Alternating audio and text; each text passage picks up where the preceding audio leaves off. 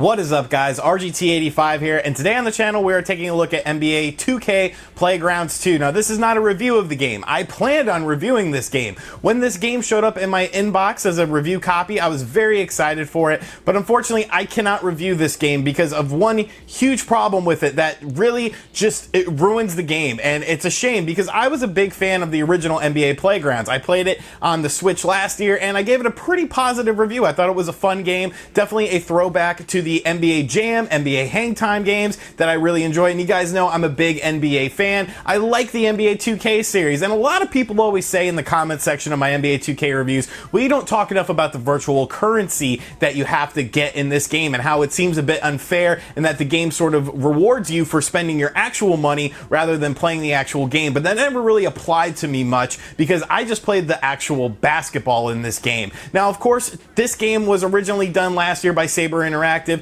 NBA 2 or the 2K Corporation stepped in with this, and they ended up delaying the game. It was originally supposed to come out in May, and then 2K got licensing for it, and I was kind of excited for that because honestly I felt that the game was a bit rough around the edges last year, and it could have used a little bit more polish, and it could use some different game modes and things like that. And from that perspective, I think 2K did a good job with this. You know, they definitely ramped up the production of the game. It does have the same exact song as last year, though, which is kind of strange, but you could definitely see the presentation of the game is much better. So before we get into why I'm so pissed off, let me just show you guys. It's a shame because, like I said, I've recorded about over an hour of footage while playing this game, and now it's just kind of for nothing because I'm doing it in this style of game. So let's just get into an actual match so you could see some of the improvements in the actual gameplay of the game. Let me choose some characters here.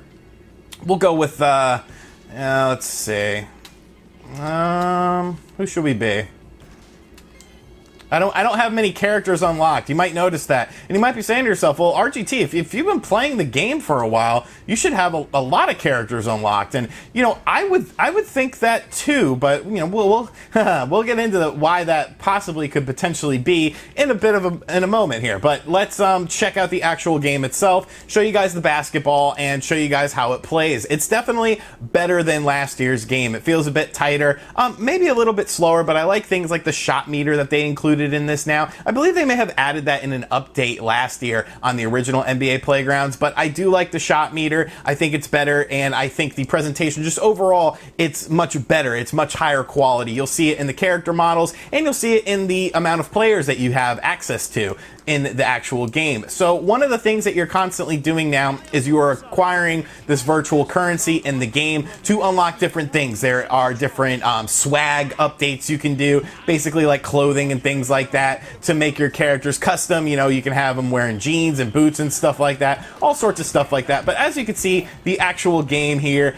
it plays pretty similar to last year, but like I said, it definitely feels better. Everything you do, you get XP. There are different challenges that each player has based on sort of what kind of player they are, and I think it's better in that regard. The actual game itself is admittedly fun. You know, it's not a terrible game at all, and I'm saying that as a fan of last year's game as well. I was a big fan of it. I thought it was fun. It definitely is a throwback to that old style of arcade basketball, so that's a good thing in my opinion. So let's play a little match here. You can see I got Paul George going up against Marcin Gortat. It looks like Paul George is also on the other team as well.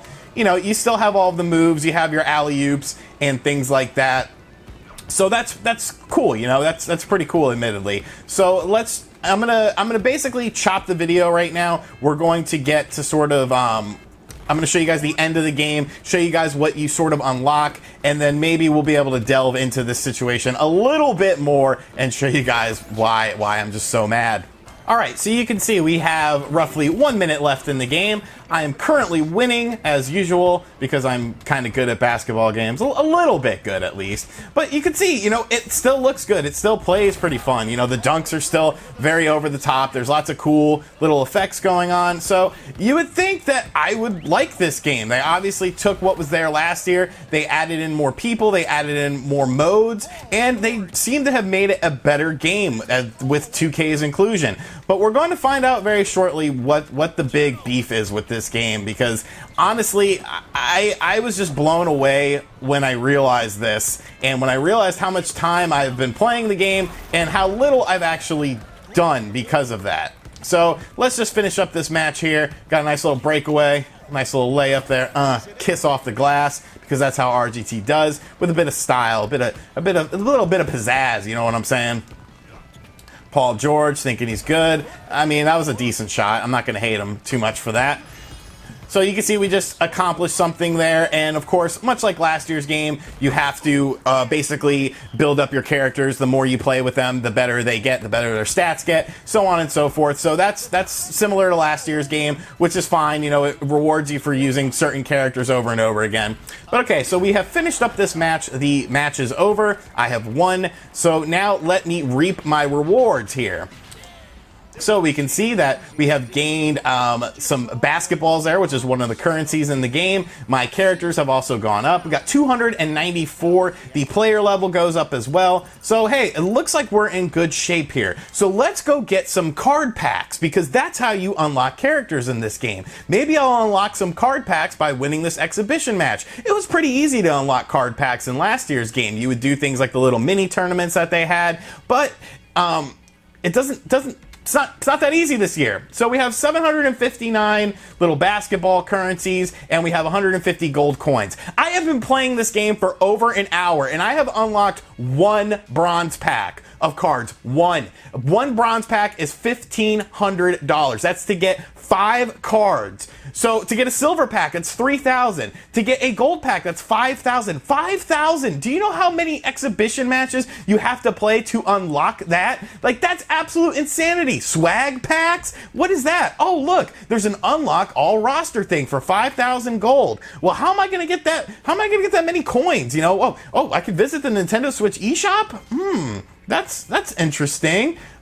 That's what they want you to do. They want you to go and get these golden bucks in the Nintendo Switch's eShop in order to unlock players in the game. That's why I don't have any real players in this game right now. So you can see, you can unlock 3,000 virtual console, 5,000 virtual console, or 16,000 virtual console. And it allows you to get swag packs for your players. You can even use it to unlock all players available now and coming soon. Or just to unlock players in general, because you can't just play a few matches to unlock more players. Let's look at my card collection after over an hour of playing this game. I have 1 Celtic, 2 Hornets, no Cavs, 1 Nugget. Like, this is insanity. It was much easier and much quicker to unlock players last year. Yes, there was still a grind in order to get players and things like that, but it was much more manageable. It was much clearer what you had to do. With this, there's nothing like that. You have the NBA season that you can access here. That's a 15-game season for this first season, and it's like, that's not very, you know, that's time consuming in order to unlock additional things. You have a 3-point contest here, which you can play online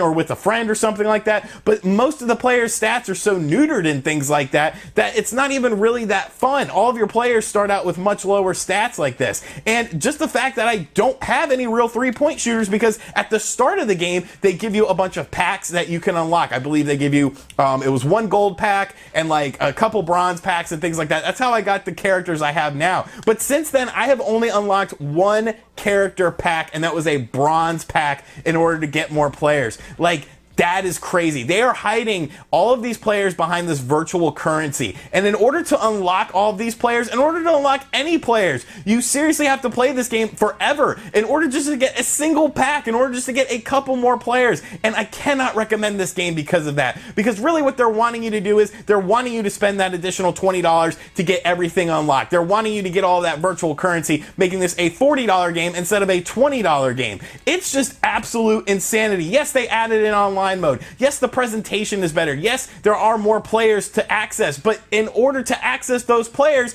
it is virtually impossible unless you buy the stuff. But honestly, I'm just absolutely disgusted by this. It really makes me not want to play the game anymore, and I probably won't be playing the game anymore. So, you know, good job 2K. I'm glad you got your little business acquisition. Maybe you'll get some, you know, cheap money off of someone, but for me, this isn't a game for me. I'm not going to reward you for hiding everything behind a paywall and making the grind so tedious and so ridiculous, especially when you compare it to last year's game that was actually fun. It was actually fun to unlock these character packs because it was much more frequent. But now it's just a business now. So I don't know. I'm pretty much done with this game. Let me know what you think of it in the comments section down below. The actual game itself is solid. The actual game itself is fun, but the fact that everything is just locked away in such a disgusting manner, it just completely turns me off. Thank you guys for checking out this video. If you're new, make sure you subscribe to the channel, and as always, I will catch you guys on the next one. Later.